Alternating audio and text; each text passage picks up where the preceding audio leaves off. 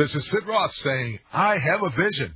Now is the set time to blow the trumpet in Zion. Blow a trumpet in Zion, sound it on the mountain. Blow a trumpet in Zion, for the day of the Lord is come. Shalom, Mishpacha. Shalom, family. Mishpacha is a Hebrew word, and it means family. And we're the Mishpacha, the family with a Jewish heart, made up of Jewish and non-Jewish people that are one new man in Messiah. Getting ready, Mishpacha, to blow the grandest shofar. Oh, the grandest trumpet in Zion. We want everyone, everywhere, to hear the good news. We want everyone, everywhere, to be red hot for the Messiah. My guest by way of telephone and speaking to him at his Creation Evidence Museum in Glen Rose, Texas, which is near Dallas, Texas, Dr. Carl Baugh. He's founder and director of the museum. He's scientific research director for the world's first hyperbaric biosphere. He is scientific research director for water reclamation and energized plant systems. And the thing that is so fascinating to me, he is the discoverer and excavation director of 2 major dinosaurs. Yes, that's what I said, dinosaurs. I mean, the public has such a love affair, at least children, and children's toys with dinosaurs. Carl, you wrote a book. I love the title. It's literally a new book. It's a hardback. It's called Why Do Men Believe Evolution Against All Odds? I've often wondered that. Why did you write a book, and why did you come up with this title? All right, Sid, it's a pleasure to be on the broadcast with you today, and I hope listeners will just settle down, drink a cup of coffee, and get in on the conversation with us in their hearts and minds. The book needed to be written. I've been involved in this type of research over 35 years, and I found that there are reasons why university professors, high school teachers, students, lay people, professional people adopt the theory of evolution, or at least accommodate the theory of evolution. And then I began to research the actual support for the theory of evolution, and I found it to be essentially non-existent. In order to support the theory of evolution, you have to completely skew the facts and slant the information, ignoring a tremendous body of information.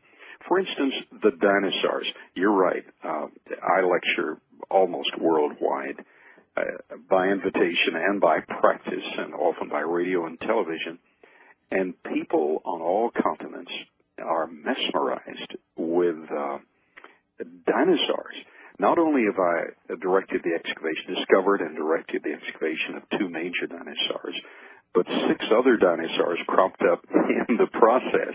I'm currently excavating a site that I discovered in northwestern Colorado, and 8 different dinosaurs have cropped up in the 6 years of the excavation, and it's an ongoing procedure. But what surprises most people is these dinosaurs are not brute beasts like the evolutionary theory claims them to be, having... You were not a consultant in Jurassic Park or something like that? No. Because of my creation position that has been known for decades. Now, there was a time, as I relate in the book, there was a time I believed and taught the theory of evolution and accommodated evolutionary practice, even as a Bible-believing, born-again Christian. There was a time when I accommodated the long ages and called it progressive creation, or the gap theory. And many very fine theologians and fine Christians unwittingly accommodate the long ages.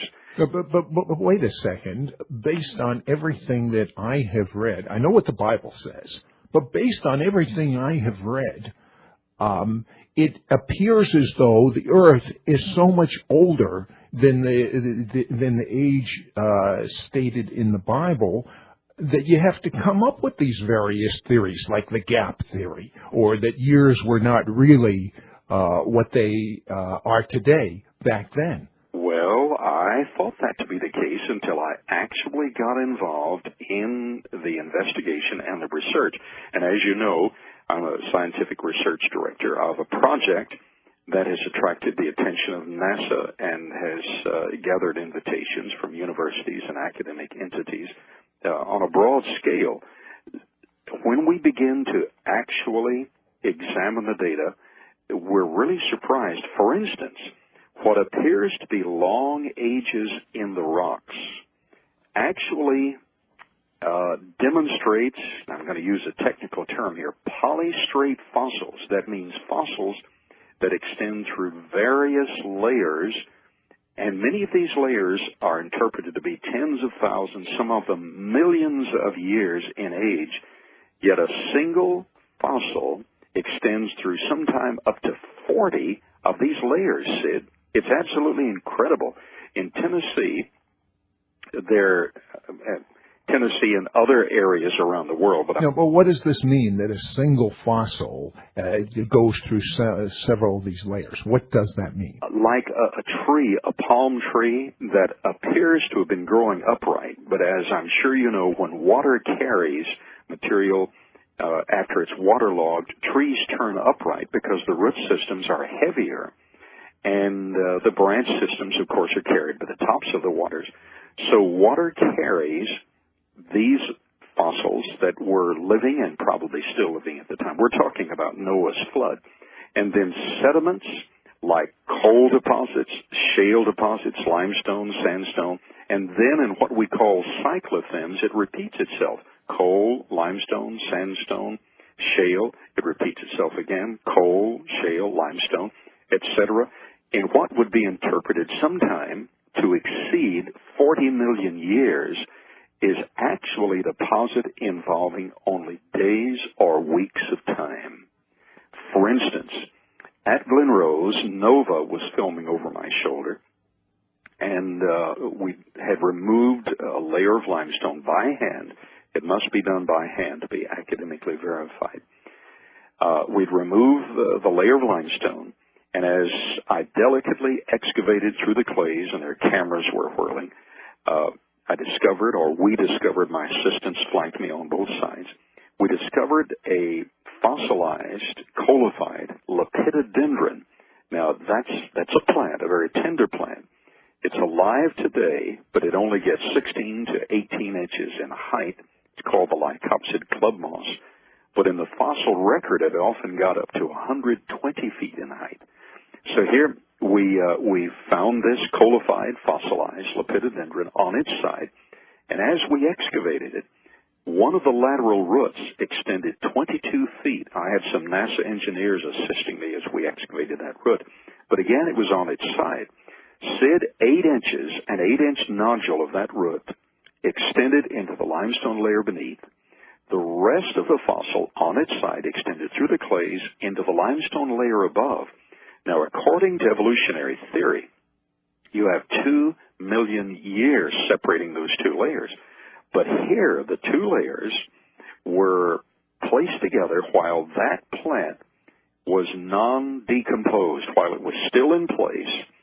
2 layers of sedimentary deposits plus the clays in between formed, and it's supposed to be about 2 million years apart. Well, I brought in a world-class fluid hydrologist and dynamicist, Professor M.E. Clark, University of Illinois.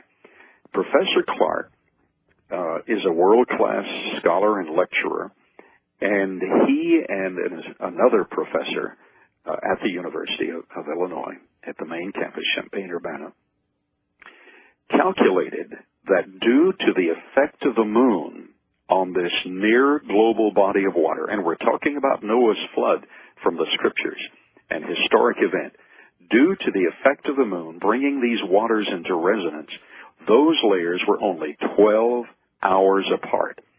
So the point of the conversation is this: it appears that long ages have transpired, but when we really examine the data, the long ages are not there.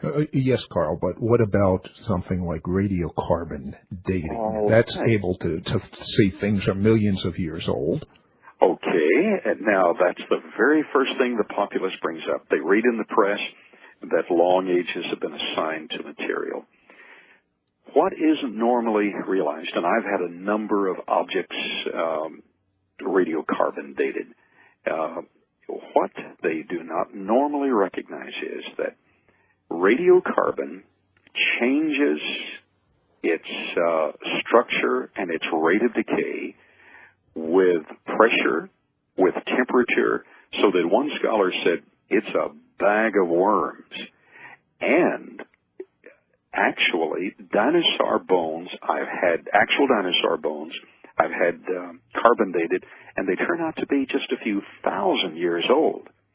Now, normally, standard academic universities in the paleontology departments do not carbon date dinosaur bones because they say, well, if any carbon got in, it leached in, so they rule out the potential, because carbon dating only goes back a few thousand years, since the half-life is roughly 5,600 years, and that changes again with pressure and temperature.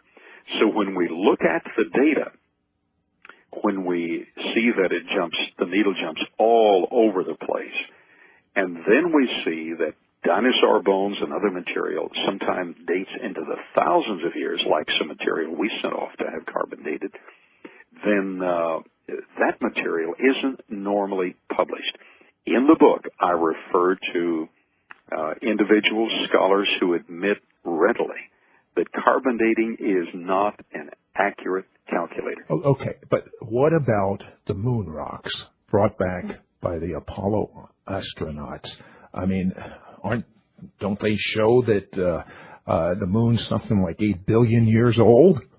Well, now, that's very interesting, because I personally examined some of the moon rocks, and that was a special privilege. Those moon rocks reveal, now there is no way the moon, the rocks of the moon could show the age of the moon. The only way you can show the age of the moon is by the accumulation of sediment or deposits.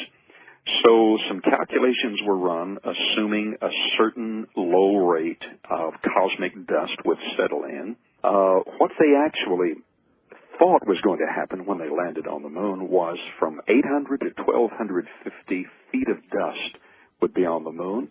However, when they got there, less than 1/8 inch of dust had accumulated on the moon, which relates back to about 6,000 years of dust accumulation.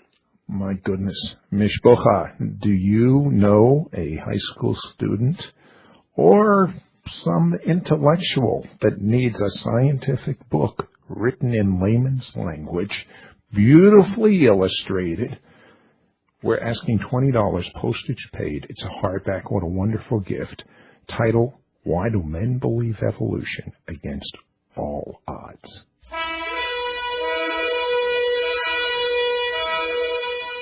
If you would like to receive a complimentary copy of our bi-monthly teaching newsletter, cassette catalog, or information about becoming Mishpocha, write to me, Sid Roth, Post Office Box 1918, Brunswick, Georgia 31521, or call our order-only line, 1-800-548-1918.